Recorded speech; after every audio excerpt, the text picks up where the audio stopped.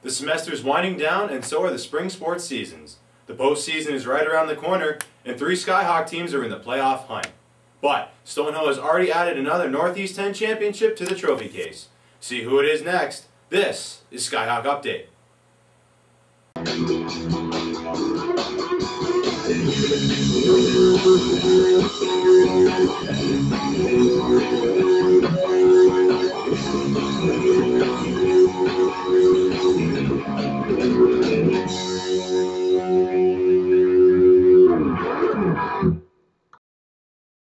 Hello everyone and welcome to another episode of Stonehill's very own Skyhawk Update. I'm Brendan Murray and I'm joined here alongside my colleague Tim Culverhouse, ready to report on a full slate of Stonehill athletics. And as for who will become the newest conference champion, I turn it over to Tim to begin tonight's show.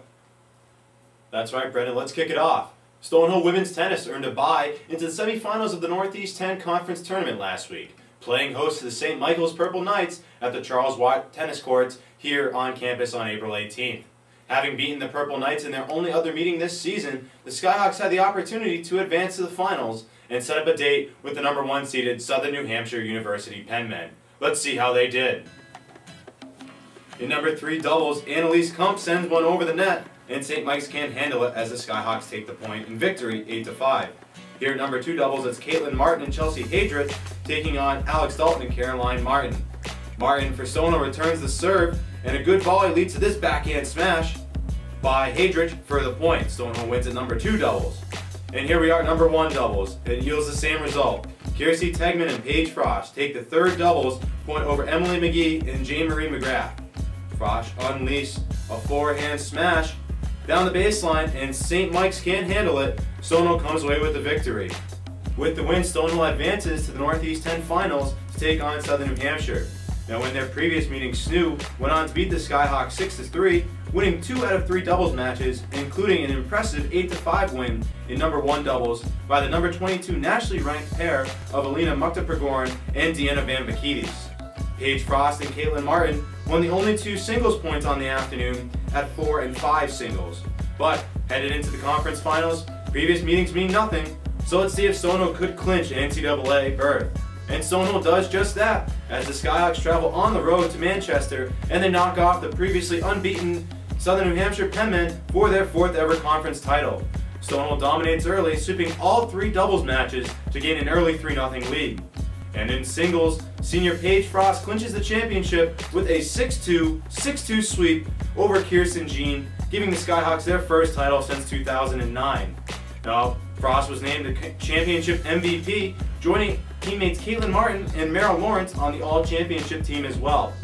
And just announced earlier on Tuesday, the Skyhawks were selected as the 4th seed in the East Region number 1 of the NCAA tournament, hosting Chestnut Hill College on April 27th. And the winner of that matchup will then take on top-seeded New York Institute of Technology on April 28th. All those matches will take place here in Easton, Mass. It was senior day at W.B. Mason Stadium on Saturday, with women's lacrosse hosting 10th-ranked Dowling College of Shirley, New York. A win would give the Skyhawks a key out-of-conference victory over another nationally ranked opponent. According to laxpower.com, Stonehill owns the 4th toughest schedule in all of Division II, but we'll get to more on that in a bit. First, we're going to go to the highlights. The Skyhawks honored their 5 seniors prior to their game against Dowling, preparing for one last regular season game at W.B. Mason. On the free position shot, senior Kelsey Riley scores her 199th career point on the bouncer, giving the Skyhawks a 7-6 lead. Here, Mary Lee Mahoney puts a pass out front, and Kelsey Shanahan fires it in the goal. And here's history for Stonehill women's lacrosse. Kelsey Riley scores her 2nd goal on the day with only 47 seconds left in the first half to push the lead to 8-6.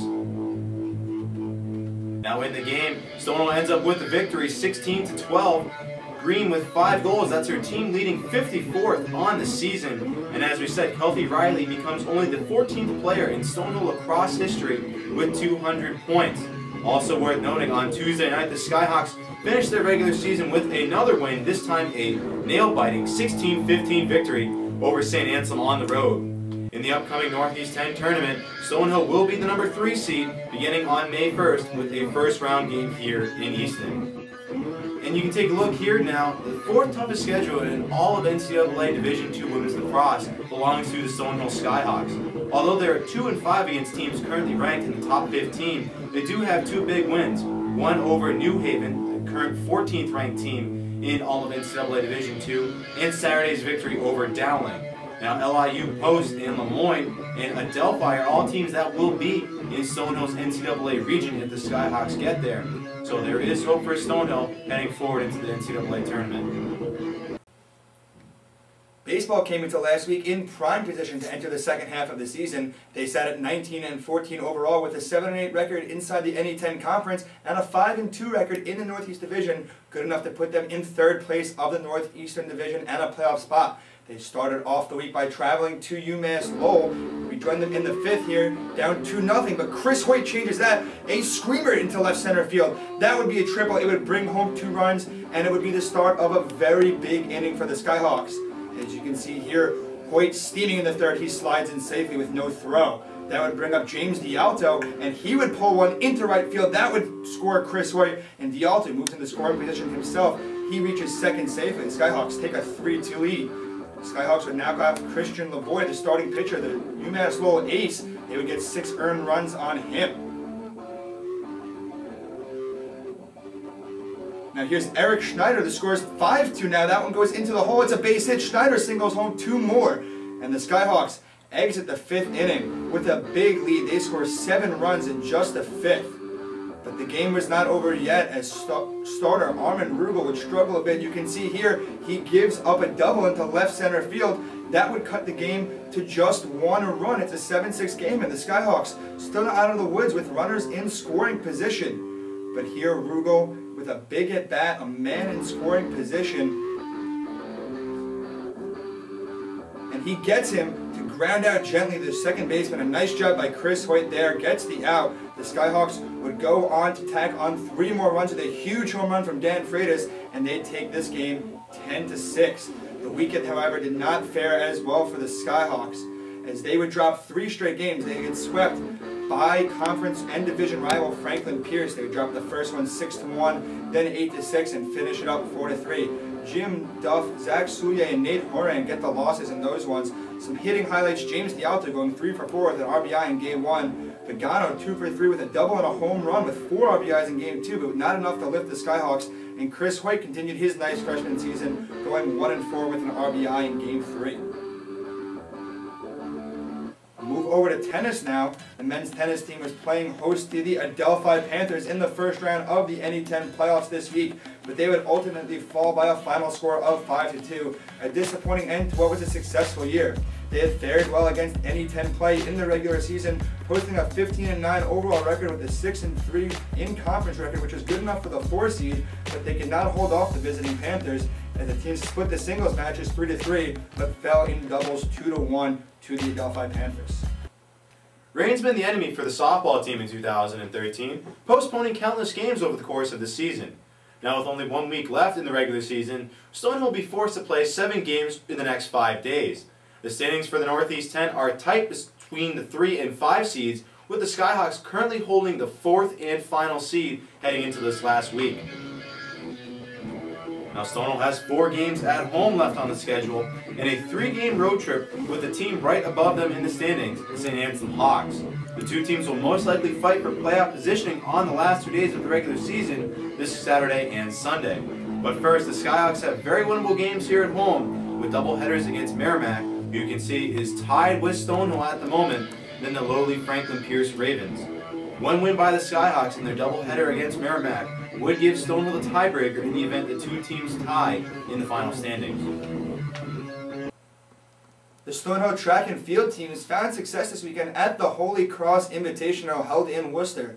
The women's team managed to secure a 5th place finish behind the performance of sophomore Maria Curie in the long jump, along with the 200 and 400 meter dashes.